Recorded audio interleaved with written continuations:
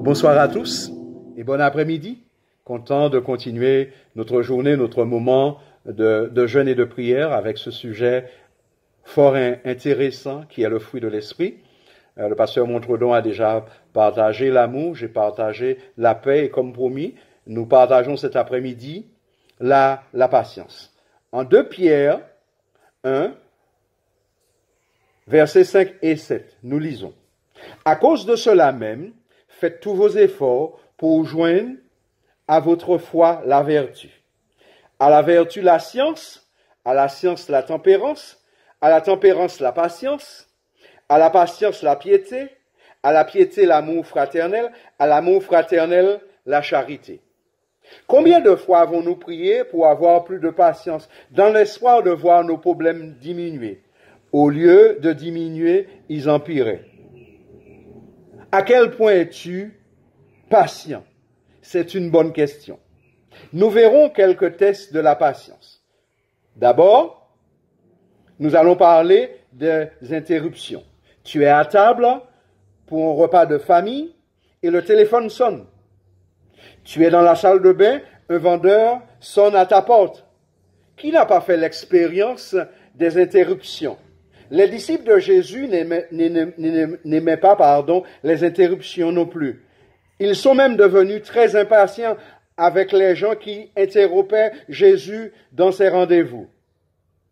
En Matthieu, chapitre 19, versets 13 à 15, peu après, des gens lui amenèrent des petits-enfants pour qu'il leur impose les mains et qu'il prie pour eux. Les disciples les repoussèrent. Mais Jésus leur dit, « Laissez donc ces petits-enfants, ne les empêchez pas de venir à moi, car le royaume des cieux appartient à ceux qui les ressemblent. » Verset 15, puis il leur imposa les mains et poursuit son chemin. Jésus n'était jamais trop dérangé par les interruptions. Il les voyait comme des opportunités.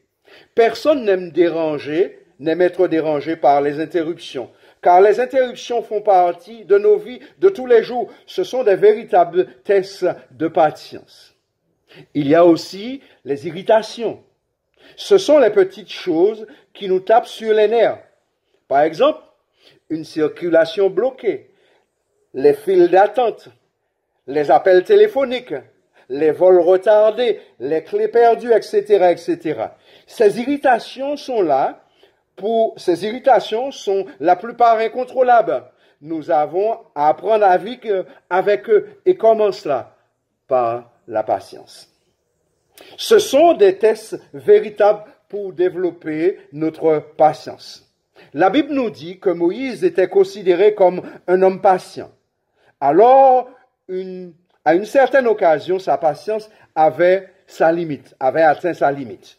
En Nombre, chapitre 20, versets 8 à 12, l'Éternel dit, « Prends ton bâton et avec ton frère Aaron, rassemblez la communauté devant eux et parlez à ce rocher pour qu'il donne son eau. » Moïse et Aaron convoquèrent l'assemblée devant le rocher, désignés, et Moïse leur dit, « Écoutez donc, rebelles que vous êtes. » Moïse leva les mains, et par 2 fois il frappa le rocher avec son bâton. L'eau jaillit en abondance, les hommes et les bêtes furent désaltérés. Mais Dieu dit à Moïse et à Aaron, « Vous n'avez pas été fidèles, et vous n'avez pas honoré ma sainteté aux yeux des Israélites. À cause de cela, vous ne ferez pas entrer cette assemblée dans le pays que je leur ai promis. Je les ai destinés, pardon. » Quel exemple de désobéissance et d'impatience. Un homme particulier, la Bible nous dit qu'il était un homme particulier, un homme qui avait la patience, qui a même demandé un moment à Dieu d'enlever son nom dans le livre de vie quand il a été prié pour le peuple à cause du péché du peuple. La Bible nous dit à cause de cela, à cause de l'impatience, il n'est pas entré dans le pays de la terre promise.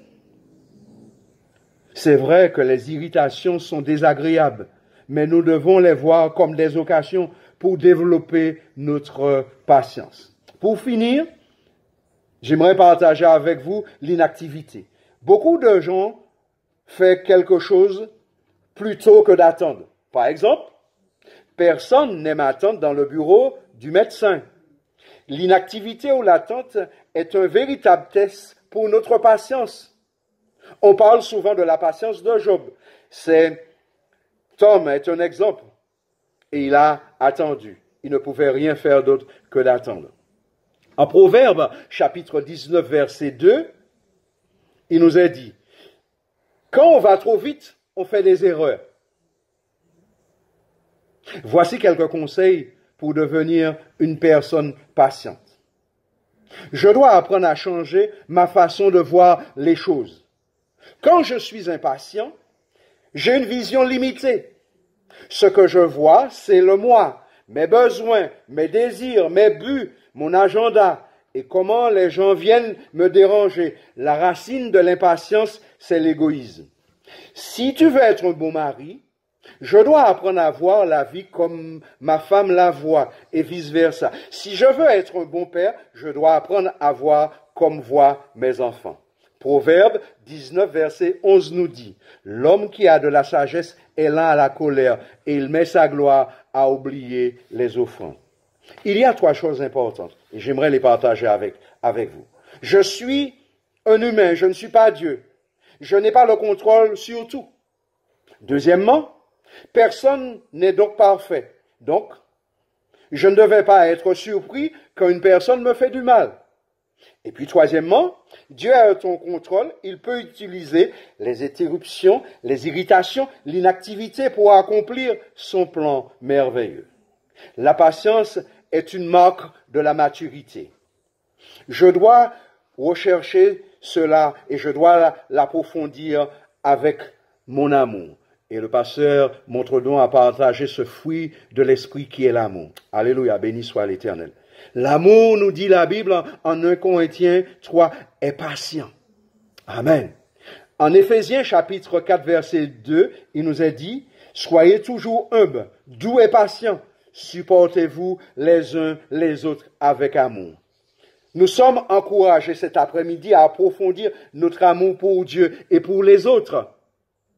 Je dois accepter de dépendre de Dieu si je veux apprendre la patience. Pour développer la patience, il faut dépendre de Dieu et se confier à lui.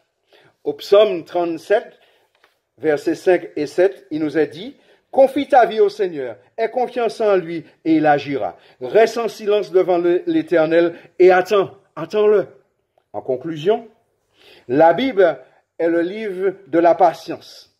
Noé a attendu 120 ans avant de voir la pluie promise arriver. Abraham, âgé de 75 ans, a reçu la promesse d'avoir un fils avec sa femme âgée de 65 ans. Le fils est arrivé 25 ans plus tard. Moïse a attendu 40 ans dans le désert. Il a tourné 40 ans en rond avec le peuple d'Israël. Tous les gens de l'Ancien Testament ont attendu le Messie promis. Il est arrivé 2000 ans après. Nous attendons nous-mêmes le retour du Seigneur qui n'est pas encore revenu. Ce qui est le plus difficile avec la patience est l'attente quand nous sommes pressés et que Dieu ne l'est pas. Pourquoi devrais-je être patient? Parce que Dieu est patient et nous voulons être comme lui. Nous sommes des enfants de Dieu. C'est pourquoi le Saint-Esprit est à l'œuvre dans nos vies, produisant la patience en nous. C'est le caractère de Jésus. Quel test de patience vivons-nous présentement?